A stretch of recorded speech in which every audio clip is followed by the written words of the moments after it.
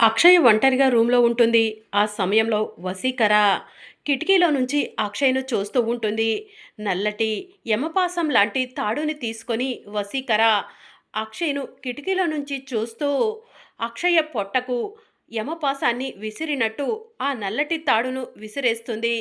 ఇక అప్పుడు అక్షయ ఒక్కసారిగా అలానే చూస్తూ ఉంటుంది.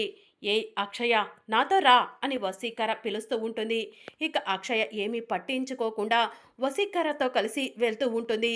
శ్రీకర్ ఫోన్ మాట్లాడి ఇంట్లోకి వస్తూ ఉంటాడు. అప్పుడు శ్రీకర్ వసీకరతో అక్షయ్ వెళ్ళటం చూస్తాడు.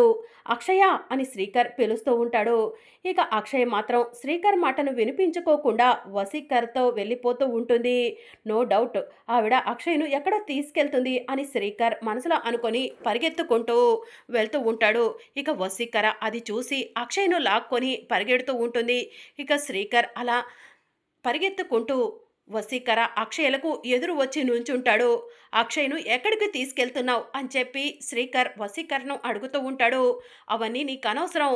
నువ్వు అడ్డు తప్పుకో" అని చెప్పి వసీకర అంటూ ఉంటుంది. "అడ్డు తప్పుకోకపోతే ఏం చేస్తావు" అని శ్రీకర్ వసీకరను అడుగుతూ ఉంటాడు. అప్పుడు వసీకర శ్రీకర్ గొంతు పట్టుకొని నులుముతూ పైకి లేపుతూ ఉంటుంది.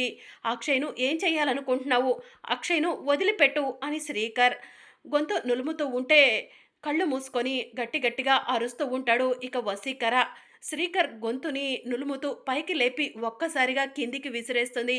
అప్పుడు శ్రీకర్ బండరాళ్ల మీద పడతాడు. ఇక అక్కడే అమ్మవారి విగ్రహం కూడా ఉంటుంది. ఇంకా శ్రీకర్ రాళ్ల మీద పడటంతో శ్రీకర్ తల నుంచి రక్తం వస్తూ ఉంటుంది. ఇక వసీకర శక్తి నుంచి అక్షయ బయటికి వస్తుంది.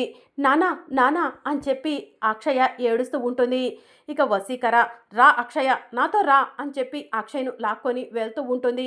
ఇక అప్పుడే అక్షయ్‌ను వెతుక్కుంటూ అవని బయటికి వస్తుంది. రక్తపు మడుగులో ఉన్న శ్రీకర్‌ని చూసి "బావా" అని చెప్పి శ్రీకర్ దగ్గరికి పరిగెత్తుకుంటూ వెళ్తూ ఉంటుంది. ఇక వసీకరణ "అక్షయ రా, అక్షయ రా" అని చెప్పి అక్షయ్‌ను లాక్కొని వెళ్తూ ఉంటుంది. మరి అప్‌కమింగ్ ఎపిసోడ్‌లో ఏం జరగనుందో తెలుసుకోవాలనుకుంటున్నారా? అయితే ఛానల్‌ను సబ్స్క్రైబ్ చేసుకొని సపోర్ట్ చేయడం మర్చిపోకండి. Thank you for watching.